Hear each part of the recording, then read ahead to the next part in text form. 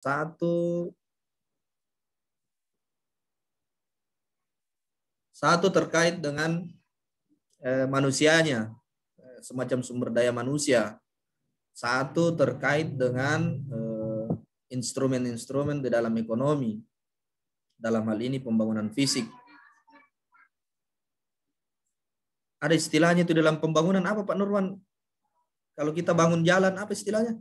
Pembangunan infrastruktur, pembangunan ekonomi. Infrastruktur, betul. Jadi harus semuanya bukan masalah siapa yang duluan, tetapi semuanya dilaksanakan bersama. Infrastruktur harus jalan untuk ekonomi dalam hal ini, kemudian akhlak juga harus jalan bersama sehingga kedua-duanya ini bisa ketemu. Kalau salah satu daripada yang dua ini kita lakukan, misalnya perbaikan dulu dari infrastruktur fisik, tapi kita melupakan akhlak misalnya, kita melupakan moral masyarakat, maka yang terjadi adalah tidak mampu memanfaatkan dengan baik. Nah, seperti itu. Tidak mampu memanfaatkan dengan baik, tidak paham aturan-aturan beragama dalam tanda kutip, bukan hanya aturan Islam bagi orang Islam, tapi agama secara umum. Supaya kalau kita di sini Pancasila lah.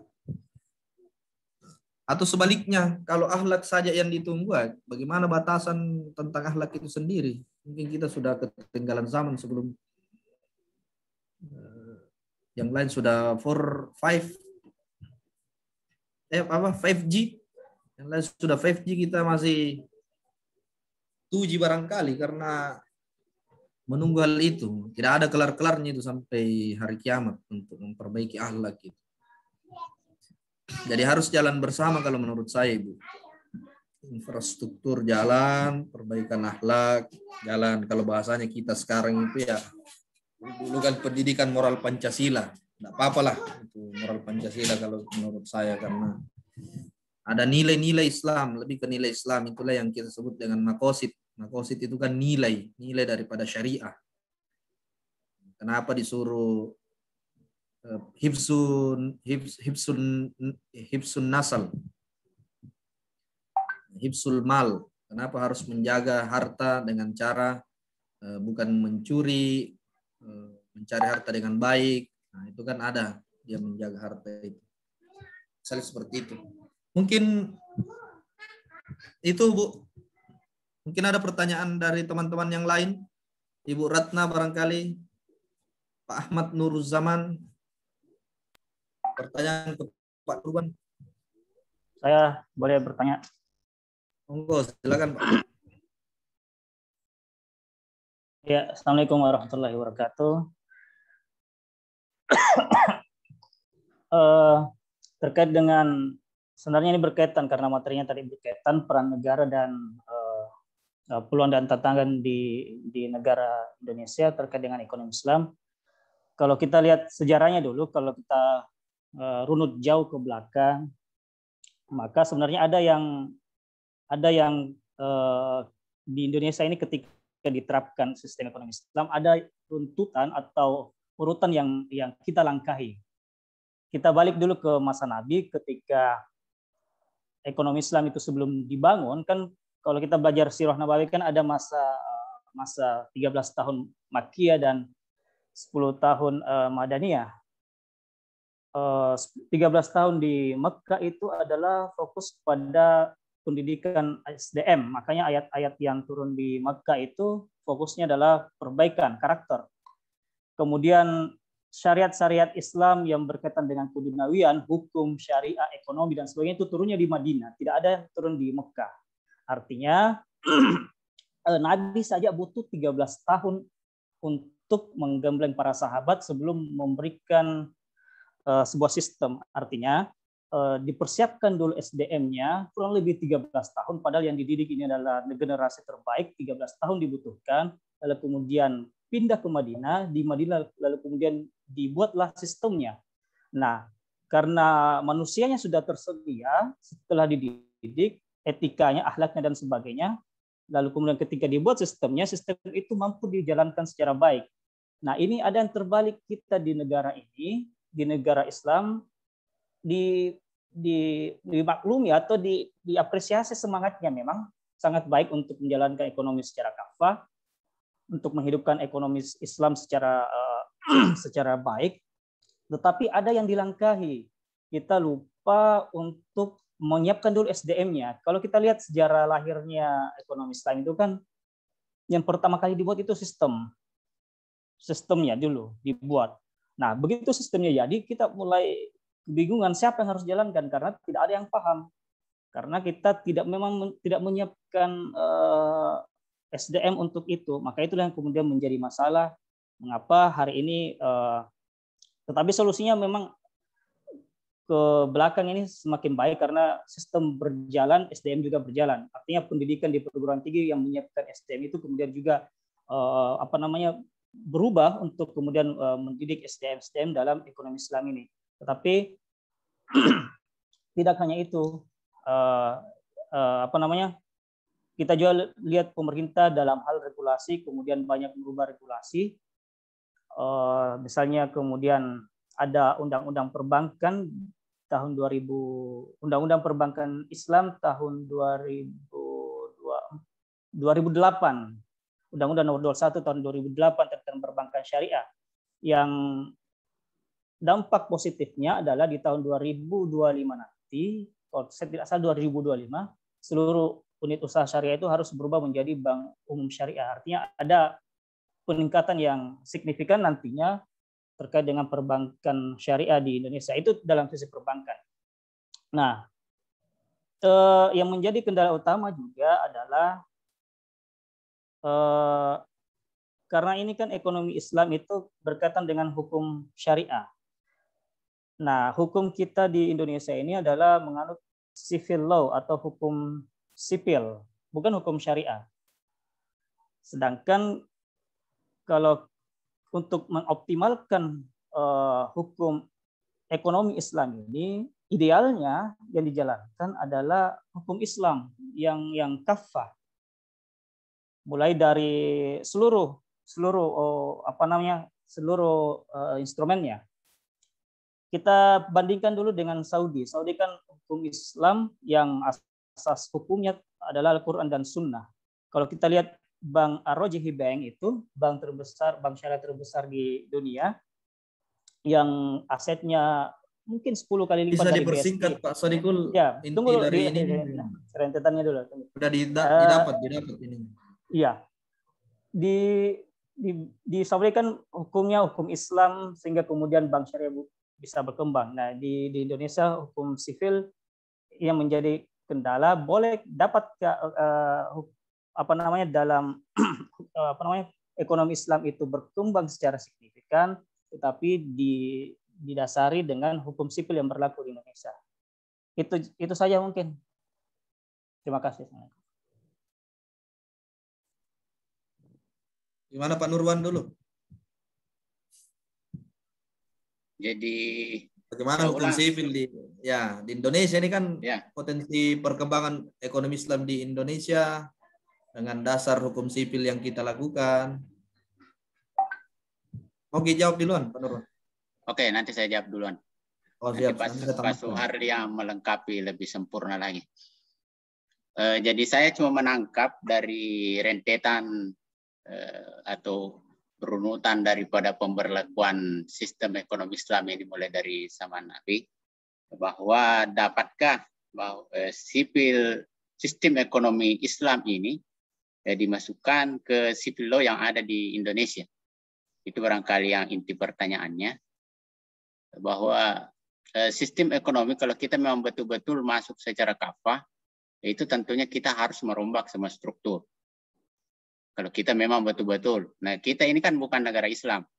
Seandainya kita negara Islam, negara yang harus berperan di sini, tentu semua struktur sistem harus dirombak. Mulai dari sistem kepemilikan, yang tadinya sistem yang fasilitas umum, itu harus dikuasai negara, dimanfaatkan sebesar-besarnya untuk makmuran rakyat, yang sebagaimana di hadis itu air, api, dengan apalagi yang saat itu saya tidak hafal.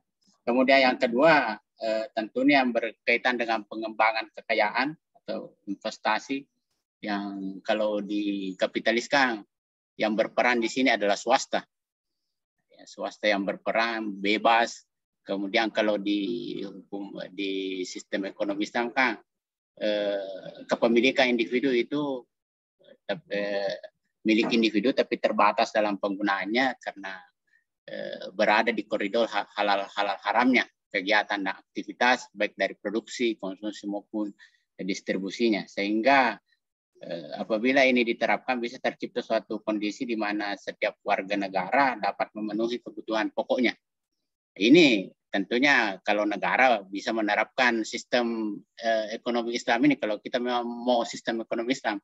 Nah sekarang kan negara sudah menerapkan ekonomi konvensional. Nah kita juga butuh ekonomi syariah.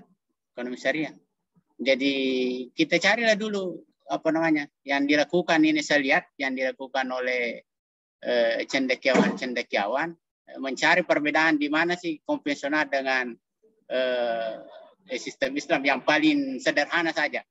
Yang paling sederhananya kita dapatkan yaitu bunga dengan bagi hasil. Bunga tidak boleh dalam Islam, bagi hasil boleh dalam Islam. Secara apa namanya di perbankan kan yang ada di situ adalah keuangan, walaupun secara umum di sistem Islam tidak mengenal yang namanya bisnis uang menghasilkan uang. Yang ada di ekonomi Islam adalah sistem real, maksudnya di bagian sektor sektor perekonomian real. Makanya yang harusnya berlaku adalah BMT. Jadi zaman Nabi barangkali BMT nanti berakhir, itu BMT pada saat jatuhnya khilafah tahun 1924 baru tidak ada lagi BMT. Jadi karena kita ingin menerapkan sistem ekonomi Islam, ya kita terapkanlah secara parsial. Secara parsial artinya akadnya diubah sesuaikan dengan ekonomi ekonomi Islam. Walaupun banyak mengkritisi mensyariahkan bank syariah misalnya, itu kan biasa muncul seperti itu. Dan pernah juga saya lihat ilustrasinya, saya pernah menonton itu videonya, arahannya Ibu Mukminati, Pak Dr. Di Condro, katanya itu dia menganalogikan bahwa itu riba diganti dengan bagi hasil, sama ketika kita mengganti jantungnya babi dengan jantung sapi. Babi ini jantungnya rusak, diganti dengan jantung sapi sehingga bisa bergerak kembali. Tapi kita tidak bisa kita menentukan bahwa halal haramnya ini babi secara satkan haram ya, tapi dia mau menggunakan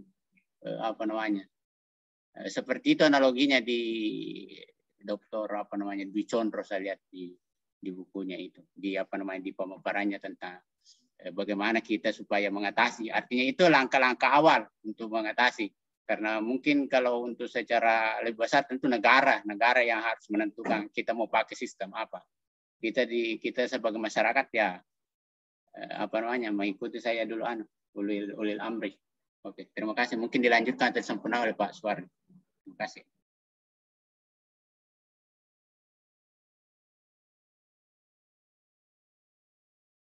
Baik, ini terkait dari apa yang disampaikan oleh Pak Sadikul. Tentu ketika Rasulullah Makki dengan masa Makkiyah dengan sebentar. Denyau ayah.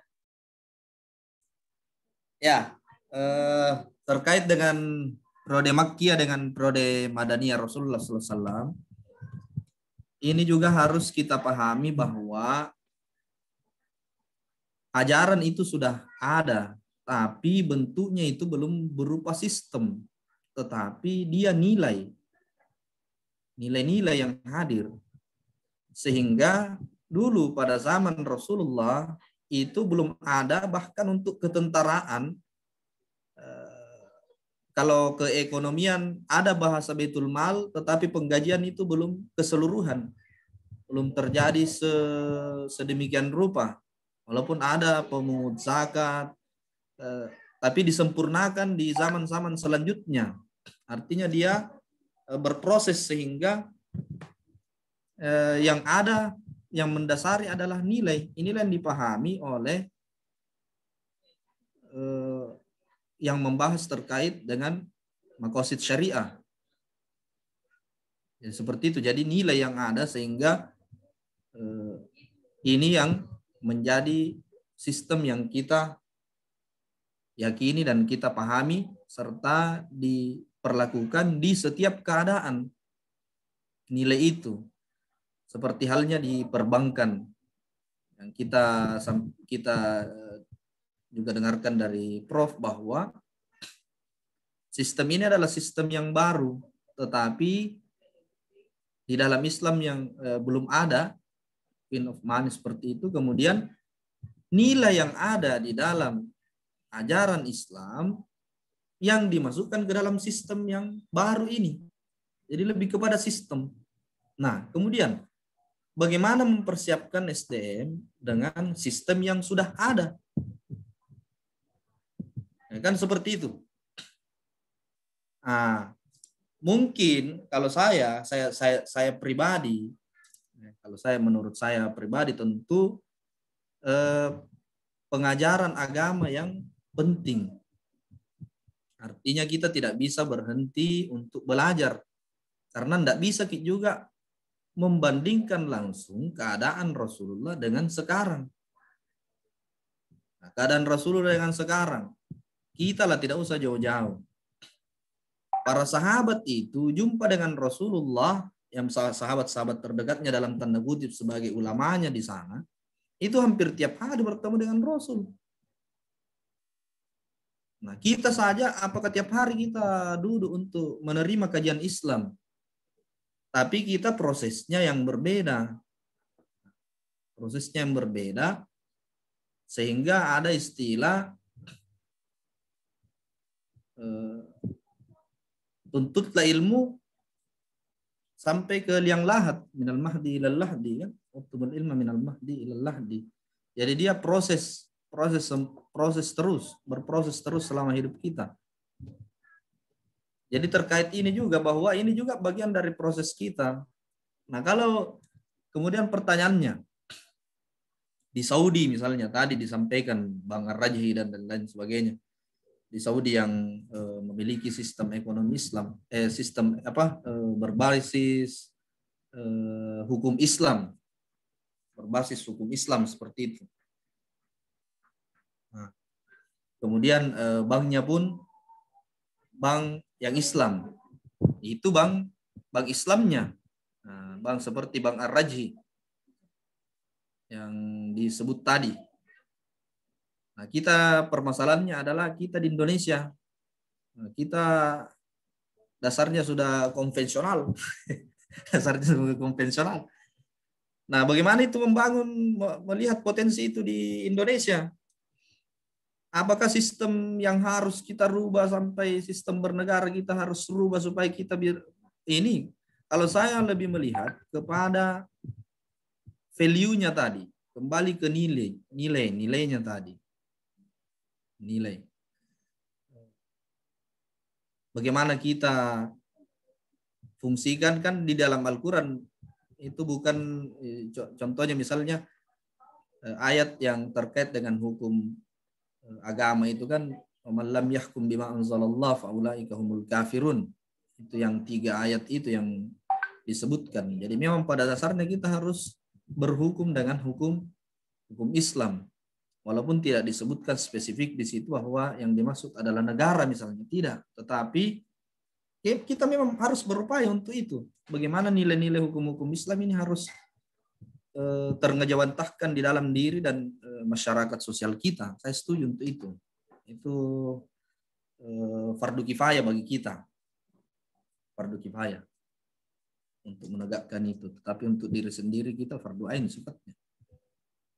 Memang agak susah kalau ini proses tapi sudah saya pikir dengan sedikit memang masanya yang panjang, masa yang panjang dan sudah ada usaha dari sejak 92 sampai sekarang kesadaran masyarakat juga alhamdulillah. Tadi bahasan hijrah juga, komunitas-komunitas sudah banyak berdiri terkait dengan hijrah ini, dan sistem ekonomi sudah mulai sedikit demi sedikit terbangun. Saya kira ini tanda positif untuk kita di Indonesia, apalagi kita yang ingin benar-benar untuk berekonomi seperti ekonomi Islam. Walaupun tidak mengambil di bank, Bapak Ibu, sekarang ada istilah syirkah yang sudah dibahas sama Pak Nurwan juga kemarin, dan itu komunitas di Makassar sudah melakukan itu. Jadi mereka tidak mengutang di bank, tetapi berada di satu kelompok, kemudian membahas, ada yang mengajukan proposalnya seperti itu, sehingga yang lain ini turut untuk menyumbangkan uang untuk melaksanakan kegiatan ekonomi itu. Itu contoh. Nah, jadi hal-hal yang baik di bank dalam hal ini yang bank syariah untuk menjaga kita dari potensi riba dan seterusnya, itu yang kita harus perbaiki dulu. Jadi dari pemahaman kita. Nah, tidak bisa juga kondisi kita di Indonesia yang seperti ini, yang seperti yang disebutkan tadi ya, kita agak akan kesulitan untuk melakukan itu. Tapi tidak serta-merta juga keadaan itu membuat kita berkecil hati sampai harus hijrah pindah ke negara yang dianggap lebih Islami, kan tidak seperti itu. Mungkin yang lain teman-teman ini sifatnya diskusi saja, jadi ada yang memberikan tambahan. Ini Bu Andras dari tadi senyum-senyum, saya lihat mungkin mau menambahkan. Bu Minati juga sudah memberikan setuju dengan Pak Sadiku. Silakan menambahkan, masih ada waktu.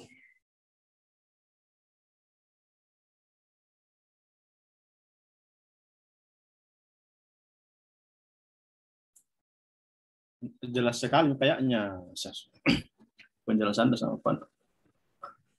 Kalau sudah berarti kita cukupkan kelas. Cukup nih mungkin karena ada mau presentasi sebentar. Oh, siap. Oke, kalau begitu kita cukupkan kelasnya. Terima kasih teman-teman. Insyaallah masih ada pertemuan minggu depan. Pematerinya Pak Sadikul dengan siapa? Pak Nur Zaman ya? Ahmad Nur Zaman. Pak Nur Zaman, insyaallah untuk minggu depan. Saya kira kita cukupkan. Mohon maaf apabila ada kekurangan dan kelebihan dari apa yang kami sampaikan bersama Pak Nurwan. Lebih dan kurangnya mohon dimaafkan. Assalamualaikum warahmatullahi wabarakatuh. Waalaikumsalam warahmatullahi wabarakatuh. Sudah rekamannya tahu Bu?